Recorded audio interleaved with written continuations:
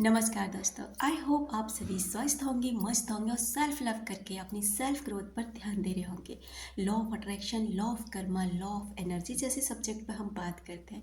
अगर आप अध्यात्म से जुड़ना चाहते हैं और बदलना चाहते हैं, अपनी लाइफ में भरना चाहते हैं भरपूर रंग, तो इस चैनल से आप जुड़ सकते हैं। चलिए इस वीडियो शुरू करते हैं। आज का जो हमारा टॉपिक है कि किसी भी इंसान को बदलने में या फिर अगर हम खुद को बदलना चाहते हैं, देखिए सबसे पहली बात तो ये होती है कि हमें खुद को बदलना चाहिए।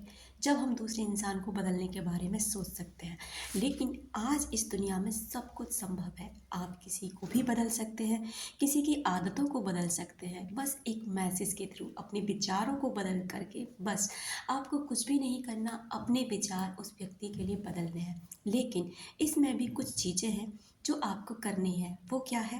पहली बात, अपने रिश्ते को ये देखिए कि इस रिश्ते में गांठें कितनी पड़ी हैं, कितने समय से ये बिखरा पड़ा है।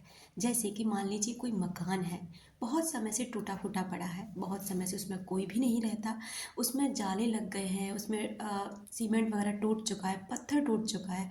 अब आप उसको एक दिन में तो ठीक नहीं कर पाएंगे ना। आप उसको पहले मुआयना करेंगे कि इसमें ज़रूरत क्या है, कहाँ कहाँ कुछ करने की। उसके बाद आप क्या करेंगे, आप जो भी चीज़ें होती है उसे करेंगे और धीरे धीरे महीना 2 महीना 4 महीना उस हिसाब से उसको अच्छे से कवर अप कर पाएंगे, तब वो रहने लायक होगा। होगा ना? ठीक इसी तरह। और अगर कोई मकान छोटा थोड़ा बहुत बिगड़ा हुआ है तो वो जल्दी सुधर जाएगा। ऐसी हमारे रिश्तों की बात होती है। अगर कोई रिश्ता सालों से बिखरा पड़ा है, टूटा पड़ा है, बहुत नेगेटिविटी है, उसमें लगेगा थोड़ा सा समय। और अगर कोई रिश्ता बहुत छोटी सी चीज़ पर टूटा है और बस बातें नहीं हो पा रही हैं, बाकी कुछ नहीं गलत हुआ, तो ये बहुत जल्दी सुधर जाएगा। ये आपके ऊपर निर्भर करता है कि आप कितनी ज़्यादा अपनी पावर इसमें डाल सकते हैं। किसी इंसान की आदतें बदलना, किसी इंसान को बदलना, किसी इंसान के दिल में अपने लिए प्यार भरना, उस नफ़रत को ख़त्म करना, या उस इंसान के साथ कहीं आपका पैसा फंसा पड़ा है उसको वहाँ से निकालना। कोई भी समस्या हो, कैसी भी समस्या हो, बहुत जल्दी सॉल्व हो जाएगी।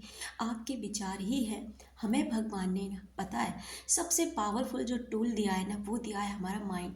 लेकिन आज ना यही हमारा दुश्मन बना हुआ है। क्यों? क्योंकि ये ओवर थिंकिंग करता है। जरा सी भी कोई बात नहीं हुई और उस पर इतने सारे विचार क्रिएट कर लेता है, और वो विचार हमें क्रिएट करते करते ना हम हो जाते हैं बेकार और बिल्कुल पागलों जैसी स्थिति हो जाती है। और अगर हम इन्हीं विचारों को थोड़ा सा चेंज कर लें, बदल लें, थोड़ा सा ना दूसरी साइड में लेकर जाएं, तो क्या है ना, यही विचार हमारे लिए बहुत ही ज़्यादा प्रेम भरे संबंधों का निर्माण भी कर सकते हैं। आपके विचार ही हैं संबंधों को बिगाड़ने में अहम भूमिका निभाते हैं, और आपके विचार ही हैं जो आपके संबंधों को बहुत महत्वपूर्ण बना देते हैं और प्यार से भर देते हैं।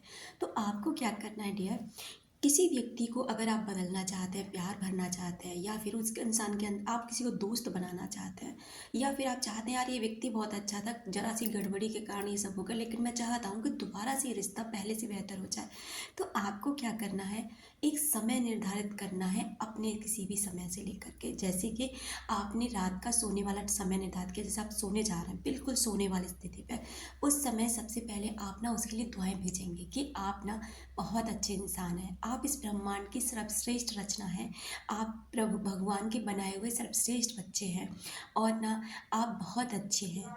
और इस तरीके के आप पहले उसे ब्लेसिंग देंगे, आपका भविष्य अच्छा हो, आप तरक्की करें, आप मतलब कुछ भी जो आप बोल सकते हैं उसके लिए। उसके बाद ना, अब जब आप पूरी तरह से वहाँ पॉजिटिविटी भेज देते हैं ना, तो उसके बाद जब आपको अपनी बात कहनी ना, अब इस मोमेंट पे आप उस व्यक्ति से अपनी बातें बोल सकते हैं। जैसे कि मैं तुम्हें बहुत प्यार करता हूँ या करती हूँ, तो आप भी मेरे को बहुत प्यार करते हैं, मुझे पता है। मैं आपकी इस प्यार की रिस्पेक्ट करती हूँ या करता हूँ, आप जो भी हैं, जैसे भी आप सेंटेंस बनाना चाहें। आप मैं चाहती हूँ कि आप मेरे से कांटेक्ट करें, मैं चाहता हूँ कि आप मेरे से फिर से बहुत अच्छे से बातें करें, मैं चाहती हूँ कि हमारा जो संबंध है वो बहुत बेहतरीन हो जाए।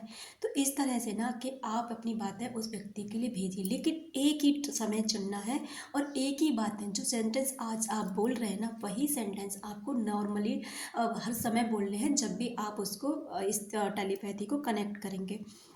और चाहे अगर आप चाहें तो इसे सुबह के टाइम भी कर सकते हैं, क्योंकि सुबह के टाइम ना मोस्टली लोग सोए हुए होते हैं। तो आप उस समय क्या करेंगे ना, कि अगर आप उस समय अपने वाइब्रेशंस को सेंड करेंगे तो ईज़िली वहाँ पर पहुँचेंगे। 2-4 दिन तो वो उनको नेग्लेक्ट करेगा, फ़ील करेगा पता नहीं क्या है, लेकिन 2-4 दिन के बाद ना वो इसे एक्सेप्ट करेगा और आप देखेंगे 7 दिनों के अंदर ना आपको वहाँ से विज़िबल रिज़ल्ट मिलने लगेंगे। ये बिल्कुल इतनी बड़ी सच्चाई है डियर, कि अगर हम सच में इन चीज़ों को करते हैं ना, आप किसी की आदतें, जैसे कोई एडिक्शन में है, कोई शराब पीता है, किसी में बहुत गंदी आदतें हैं, आप कुछ भी छुड़ा सकते हैं, बस आपके अंदर वो इच्छा शक्ति होनी चाहिए। लेकिन नेगेटिविटी से आपको यहाँ पर ना दूर रहना है, क्योंकि अगर आप नेगेटिव हुए तो वहाँ पर ना नेगेटिविटी भी जाएगी, जिससे कि आपकी जो पॉजिटिव चीज़ है ना वो थोड़ा वर्क कम करेगी। इसलिए नेगेटिव किसने आपके साथ क्या किया है, इसने कैसा आपको फ़ील कराया, कितना तकलीफ़ दी, कितना तड़पाया, वो सारी चीज़ें नहीं। अगर आप चाहते हैं ना कि रिश्ता ठीक हो, तो मतलब आपको पॉजिटिव रहना है और ठीक तरीके से वहाँ पे वाइब्रेशन भेजना है।